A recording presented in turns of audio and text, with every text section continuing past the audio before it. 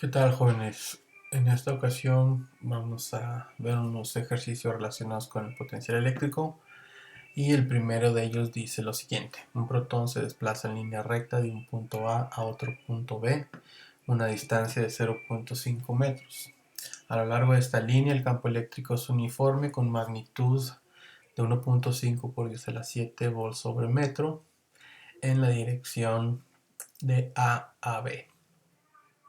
Inciso A determina la fuerza sobre el protón, e inciso B determina el trabajo realizado sobre el protón por el campo, e inciso C determina la diferencia de potencial. Entonces, bueno, aquí estamos poniendo un esquemita de cómo sería más o menos la situación. Tenemos una línea recta del punto A a un punto B, donde se va a mover el protón en la dirección del desplazamiento y el campo es uniforme con esta magnitud, ¿no? Entonces nosotros sabemos pues que si una partícula se mueve dentro de un campo eléctrico, esta va a sentir una fuerza que va a ejercer el campo sobre la partícula como Q por E, ¿no? Entonces nos dicen que es un protón, nosotros sabemos que el protón tiene la misma carga que la del electrón, pero positiva, entonces sería 1,602 por 10 a la menos 19 coulombs por la magnitud del campo, que es 1,5 por 10 a la 7 volts sobre metros, o en este caso es lo mismo tener newton sobre coulomb, ¿no? Acuérdense que el volt está definido, lo definimos como joule sobre coulomb. El joule es newton por metro, entonces tendríamos aquí eh, newton por metro sobre coulomb por metro, los metros se cancelan y quedaría newton sobre coulomb, ¿no? Entonces, bueno, la fuerza da como 2,403 por 10 a la menos 12 newtons, ¿no? En el inciso B nos piden calcular el trabajo que se realiza sobre el protón, ¿no? Debido al campo. Entonces, pues como el campo es uniforme, la fuerza que va a ejercer el campo es constante y en la misma dirección que la del desplazamiento, ¿no? Entonces nosotros sabemos que eso nos da un trabajo positivo, ¿no? Entonces el trabajo lo podríamos calcular nada más como fuerza por desplazamiento. Acuérdense que en principio el trabajo es F.L o F.D si quieren, pero en este caso como tanto la fuerza como el desplazamiento van en la misma dirección, entonces eh, tendríamos como F por D por el coseno del ángulo entre esos dos vectores, que sería 0, entonces el coseno da 1 y ya nada más nos quedaría esta expresión, ¿no? Fuerza por el desplazamiento. Entonces, la fuerza pues la acabamos de calcular, el desplazamiento del enunciado nos dice que es medio metro, entonces el trabajo nos da como 1,2015 por 10 a la menos 12 joules, ¿no? Acuérdense que el trabajo se mide en joules. Y por último, para calcular la diferencia de potencial, pues nosotros sabemos que para una partícula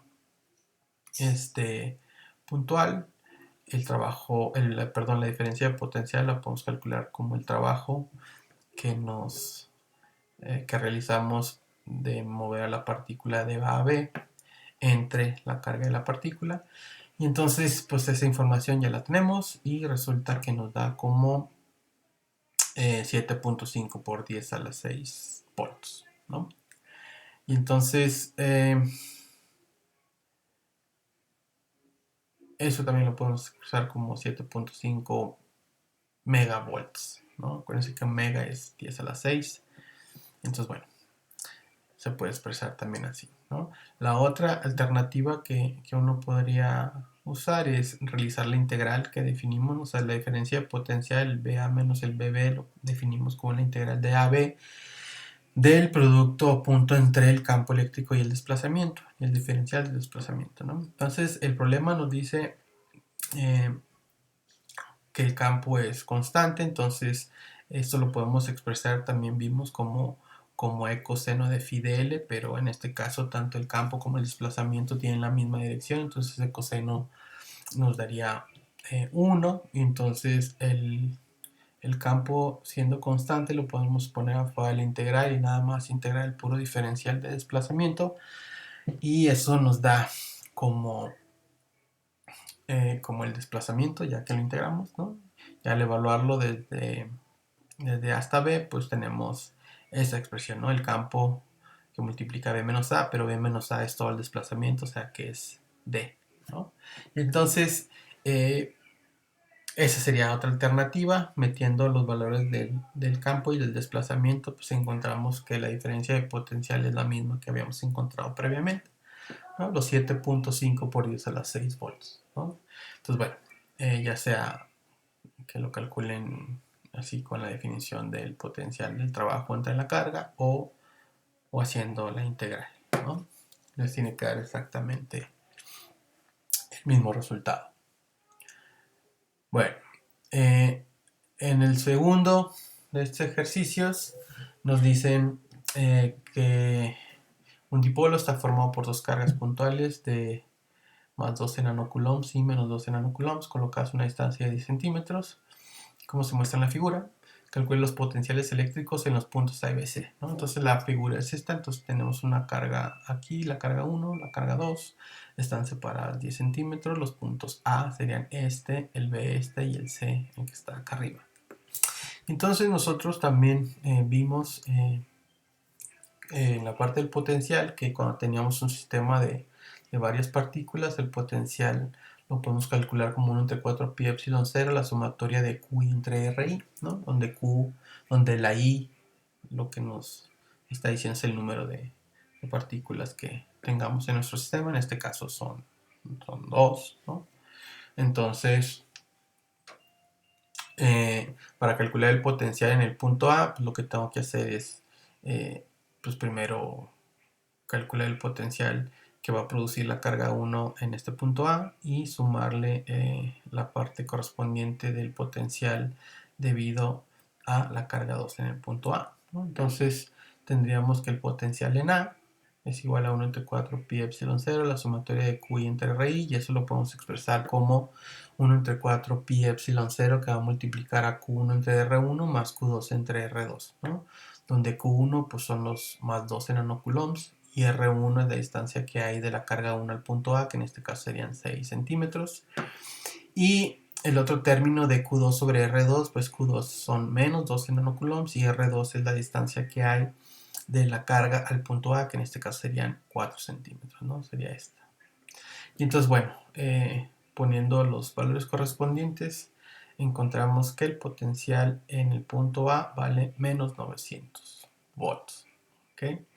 Y entonces eso tiene sentido porque pues la distancia que hay de la carga 2 al punto A es menor que la que hay de la carga 1 al punto A. Eso quiere decir que pues este valor o el potencial que produce la carga 2 en A es de mayor magnitud y aparte pues tiene el signo menos, entonces por eso nos queda pues negativo ese potencial en A, ¿no? Entonces para el punto B, ahora nos paramos en el B y hacemos exactamente o procedemos de la misma manera que en el caso anterior, y en ese caso tendríamos pues que Q1 sigue siendo el de 12 nanocoulombs, pero ahora R1 es la distancia que hay del punto a la carga, que en este caso serían 4 centímetros, y R2 pues sería la distancia que hay de la carga 2 al punto, que serían, pues son estos 10 más estos 4, que serían 14 centímetros.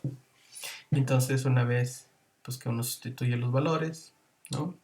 Encuentra que el potencial vale 1928.5714 volts, ¿no? Entonces ahora, como la carga positiva está más cerca del punto donde estamos calculando el potencial, pues este término domina sobre el otro y por eso nos da positivo en este caso, ¿okay? Y por último, para el potencial acá arriba en el punto C, pues se procede exactamente de la misma forma y lo que vamos a encontrar es que en el punto C el potencial vale 0, ¿no? Entonces, ¿por qué? Pues porque la distancia que hay de la carga al punto es exactamente la misma, ¿no? Pero como es un dipolo, entonces eh, pues vamos a tener exactamente los mismos términos que se van a estar restando, ¿no? Y entonces voy a tener pues que lo mismo menos lo mismo pues me da 0, ¿ok? Y entonces nosotros resolvimos este mismo problema, pero tuvimos que calcular, perdón, con esta misma configuración resolvimos o encontramos los campos eléctricos asociados a los puntos A, B y C, ¿no? Y en esa ocasión pues vimos que era un poquito más complicado que estas tres cuentitas que hicimos aquí, ¿no? Entonces por eso también en el video del potencial yo les comentaba que pues es mucho más fácil encontrar primero el potencial y luego encontrar el campo, ¿no? Entonces igual pueden checar el video donde resolvimos o encontramos el campo eléctrico para esta configuración, ¿ok? Entonces bueno, esa sería la forma en que se resuelve este problema. Ahora, para el siguiente ejercicio, piden calcular el potencial eléctrico a una distancia r de una carga puntual Q, ¿no? Entonces nosotros sabemos que el campo que genera una carga puntual positiva es radial hacia afuera, entonces eh, eh, el desplazamiento, ¿no? O sea, supongamos que está el punto A y acá arriba el punto B, entonces movemos a la carga Q de A a B y vamos a decir que este DL va a ser un segmento infinitesimal dentro de este desplazamiento, ¿ok? Y entonces aquí lo que vamos a decir es que vamos a calcular el potencial sobre esta distancia radial, ¿no? Como no hay un sistema de coordenadas per se, entonces vamos a decir que es una distancia radial, ¿no?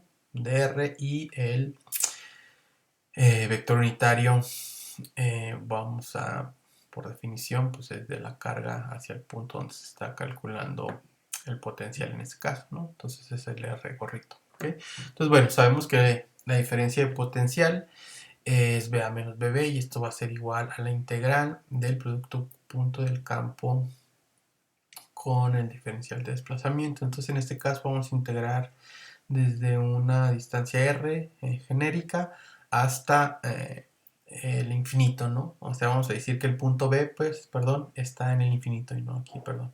Entonces, ¿para qué? Pues para que este potencial en B se nos haga cero y nada más tener solamente el potencial en el punto A, ¿no?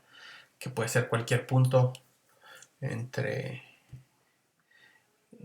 pues, entre la carga y el infinito, ¿no? En este caso. Y entonces, nosotros ya sabemos que el campo, pues, que genera una carga puntual es igual a 1 entre 4 pi epsilon 0, la carga entre r cuadrada. Y en este caso, pues el dl, o sea, la dirección del desplazamiento va a ser en dirección radial, o sea, en dr, ¿no? Entonces acuérdense que como el campo y el desplazamiento tienen la misma dirección, entonces el coseno del ángulo que está involucrado en el producto punto nos da 1. Entonces nomás tendríamos pues el valor del campo por el diferencial, ¿ok? Y, y bueno, aquí ya nada más estamos diciendo que el potencial en infinito se nos hace 0. Y la carga y el 4pi y el epsilon 0, pues ya sabemos que son constantes, entonces nos quedaría el integral de r infinito de dr entre r cuadrada. Esta integral es muy sencilla, sabemos que vale menos 1 entre r.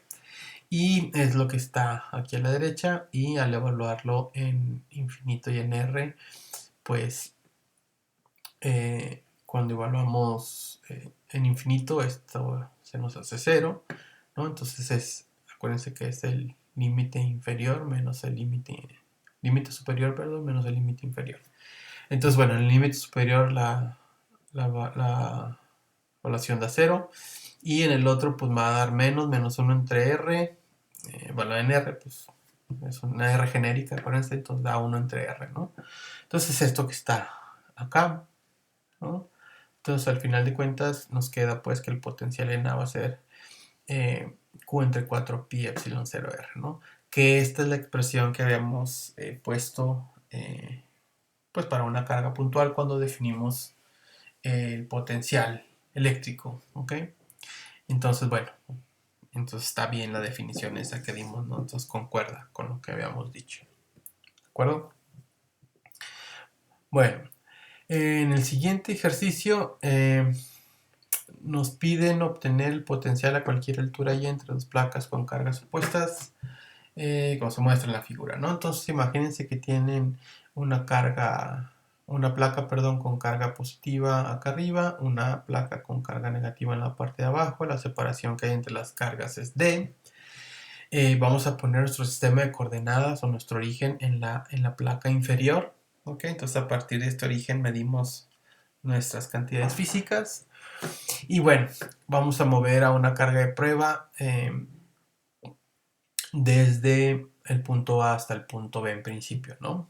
Pero entonces el problema nos pide obtener potencial a cualquier altura, ¿no? O sea, ya sea acá arriba, en medio, a 3/4, etcétera, ¿no? Entonces, bueno, nosotros podemos notar que de acuerdo al sistema de referencia que hemos escogido, ¿no? Vamos a decir que el potencial o la energía potencial va a valer 0 en y igual a 0, o sea que estamos fijando pues que como nuestro origen está aquí abajo, ¿no? Entonces eh, vamos a decir que ahí nuestro potencial va a valer 0, ¿no? Entonces eso quiere decir que aquí en la expresión para la diferencia de potencial, el potencial en B va a valer 0, ¿no? Porque, o sea, si estamos aquí abajo en B, estamos diciendo que la energía potencial eléctrica es 0 aquí, entonces eso implica pues que si este es 0, pues este va a ser 0, ¿no? Entonces, eso nos lleva a escribir que el potencial es igual a la energía potencial entre la carga de prueba, pero nosotros sabemos de nuestros videos pasados que la energía potencial la podemos poner como Q0 por E por D. ¿Ok? Entonces, en este caso se nos cancelaría la carga de prueba y el potencial pues nos quedaría como E por D nada más, ¿no? Que si lo escribimos en función de la Y, podemos escribir el potencial como, como E por Y nada más, ¿no? Entonces eso quiere decir que esta Y, eh, les decía que eso quiere decir pues que esta Y puede ser cualquier altura, ¿no? O sea, cualquier altura a partir de este origen, ¿no? Donde se empieza a mover la partícula de la placa superior a la inferior, ¿no? Entonces, esa sería la solución o la forma en que se resuelve un problema de este estilo. Para nuestro penúltimo ejemplo, relacionado al potencial eléctrico, dice lo siguiente: obtenga el potencial a una instancia R de una línea muy larga de carga con densidad de carga lineal lambda. ¿Okay? Entonces, este mismo problema o para esta misma configuración calculamos el campo eléctrico, ¿no? Donde nosotros vimos que cuando aplicamos la ley de Gauss, encerramos a esta línea de carga en un cilindro, ¿no? De longitud L, perdón, de longitud L y de radio R, y lo que encontramos es que el campo eléctrico asociado a esta línea de carga era igual a 1 entre 2 pi epsilon 0 lambda entre R. ¿Ok? Y entonces, recordando eso, si no, pues también pueden consultar el video donde resolvimos este ejercicio, ¿no? Y bueno, les decía que para calcular el potencial, pues lo que tenemos que hacer es agarrar esta expresión, meterla a la integral, ¿no? E integrarla. Entonces, la diferencia de potencial pues es igual a la integral de A a B del producto punto del campo eléctrico con el diferencial de desplazamiento, ¿no? Y entonces esto podemos ponerlo como una distancia o la integral desde una distancia R a una RB de ER, ¿no? Entonces aquí el DR, otra vez lo que estamos diciendo es que va a ser un campo en dirección radial, ¿ok? Y bueno, al meter la expresión que habíamos encontrado previamente para el campo, pues nos queda la integral de R a RB de 1 entre 2 pi epsilon 0 lambda entre R a R. Otra vez, todo este término es constante, la lambda es constante, entonces nos queda nada más la integral de r entre r. Entonces esta integral también es una integral muy directa, que es el logaritmo natural. Entonces nos quedaría lambda entre 2pi epsilon 0 por el logaritmo natural de r, evaluado de r a r b. ¿Okay? Entonces, pues al evaluar el logaritmo natural, nos queda esta expresión, ¿okay? La de lambda entre 2pi epsilon 0, logaritmo natural de rb entre ra, ¿no? Por las propiedades de los logaritmos. Y entonces, nosotros lo que hemos venido diciendo es que nosotros siempre podemos fijar el potencial cero cuando estamos en el infinito, ¿no? O sea, decimos que el potencial en el punto B, donde ese punto B es el infinito, ahí podemos decir que el potencial es cero, ¿ok? Y entonces, en este caso, si hacemos eso, nos quedaría una expresión como esta, ¿no? O sea, diríamos que el potencial en A menos el potencial en B, que fijaríamos como cero, sería igual a lambda entre 2pi epsilon 0 por el logaritmo natural de infinito entre RA, ¿no? Entonces, lo que implica es que el potencial en A nos daría infinito, ¿ok? Lo cual no es cierto, ¿no? O sea, acuérdense que la RA pues es un punto genérico que hay de la carga a donde es al valor de ese potencial, ¿no? Pero esto no puede pasar, ¿no? O sea, no podemos tener un potencial en A. Para empezar, este punto A no está en infinito, ¿no? Entonces, no podemos tener un resultado como este, ¿no? Entonces, pues esta forma, en este ejemplo en particular, pues no es correcto decir que el potencial en B es cero cuando B está en infinito, ¿no? Entonces, lo que nosotros hacemos o la solución a la que uno llega es que vamos a decir que el potencial en el punto B va a ser cero y ese punto B, ¿no? Va a ser un punto que se encuentra a una distancia radial arbitraria R0 y que es finita, ¿ok? Entonces, lo que estamos diciendo pues es que nosotros vamos a escoger un punto eh, al cual le vamos a llamar R0 y vamos a decir que la distancia que hay de la carga a ese punto R0 es una distancia finita, pero ahí vamos a definir nosotros, vamos a fijar que el potencial va a valer 0 en ese punto, ¿ok? Entonces, la expresión a la cual nosotros tendríamos que llegar es una expresión como esta, ¿no? Que el potencial es igual a lambda entre 2pi epsilon 0, logaritmo natural de R0 entre R, ¿no? Donde esta R sería el valor del potencial de este, ¿ok? Entonces, esa es la forma con la cual uno le da la vuelta a este problema, ¿ok? Entonces, como no podemos tener potenciales infinitos para una distancia finita, entonces nosotros fijamos el potencial igual a cero, eh, pero ese punto B decimos que es un no arbitrario y le llamamos R0, ¿no?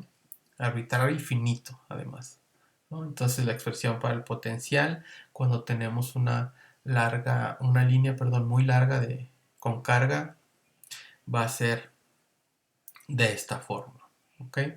Entonces, bueno, para los problemas que tengan simetría cilíndrica, pues hay que tener en consideración esta última parte, ¿no? De cómo definir el potencial para que no nos dé infinito, ¿no? Porque si no, pues no tiene sentido el calcular el potencial, ¿de acuerdo?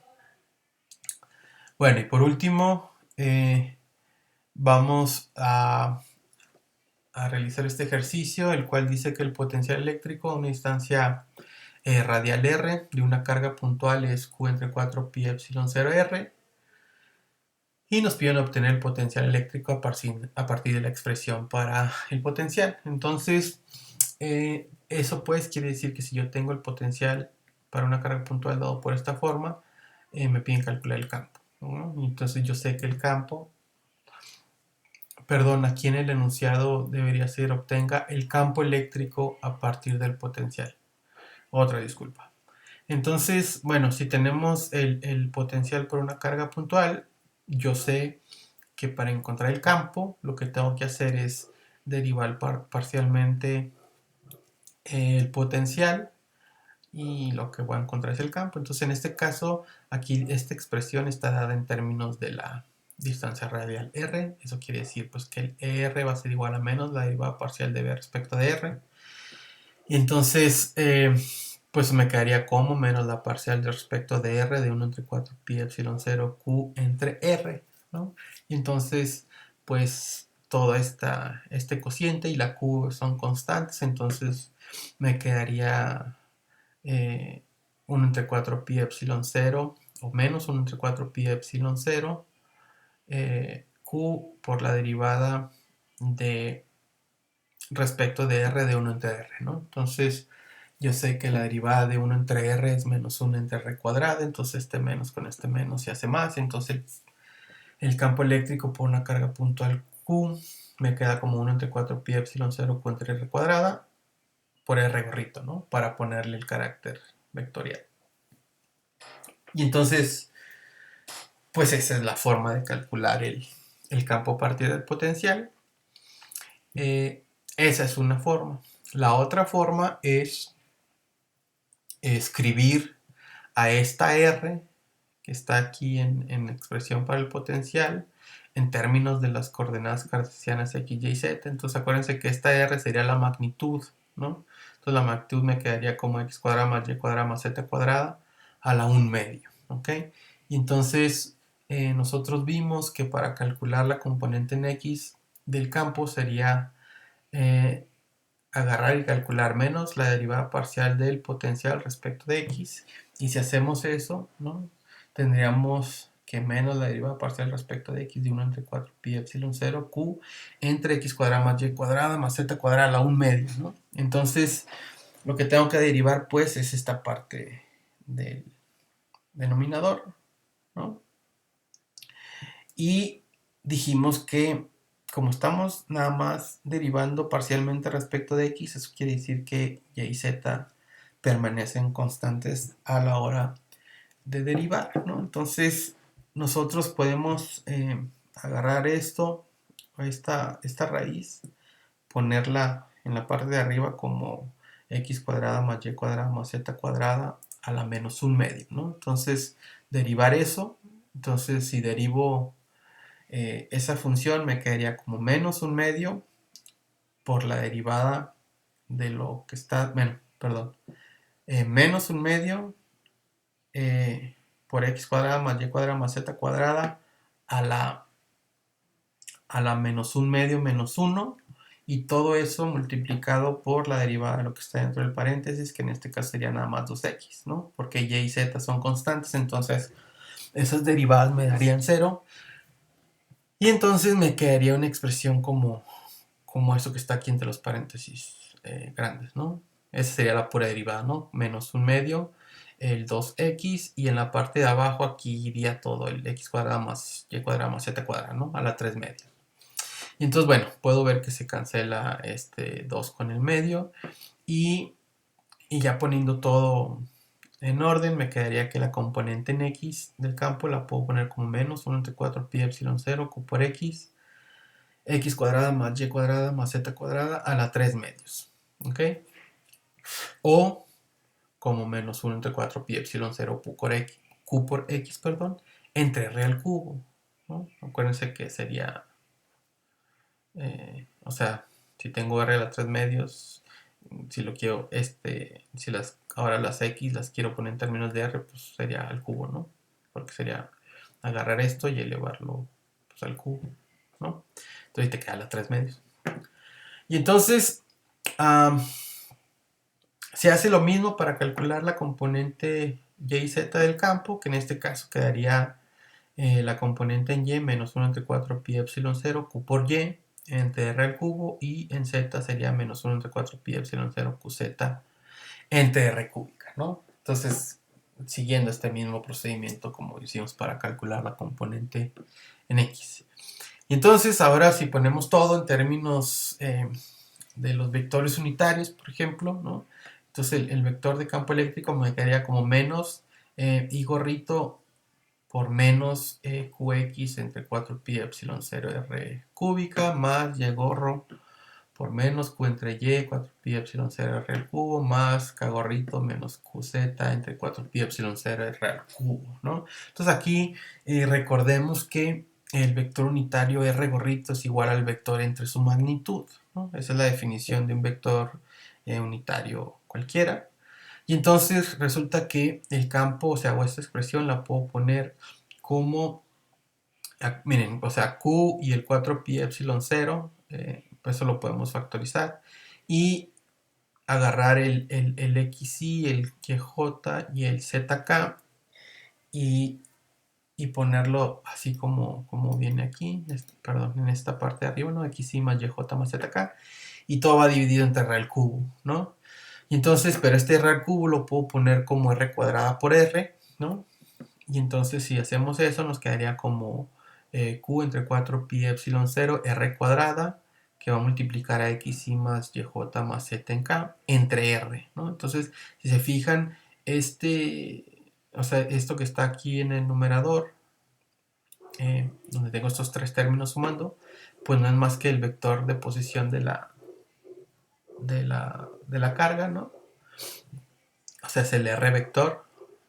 Y si lo divido entre su magnitud, lo que voy a obtener es el R gorrito. ¿Ok? Y entonces, pues, esto que está encerrado, todo lo que está encerrado entre las líneas estas punteadas, es R gorrito, por definición, ¿no? Este es R vector entre R, que es la magnitud, es este término que tengo aquí. Entonces, ese R vector entre su magnitud me da R gorrito. Por lo tanto, pues, el campo eléctrico es igual a 1 entre 4 pi epsilon 0, Q entre R cuadrada por R gorrito, ¿no? Que sería la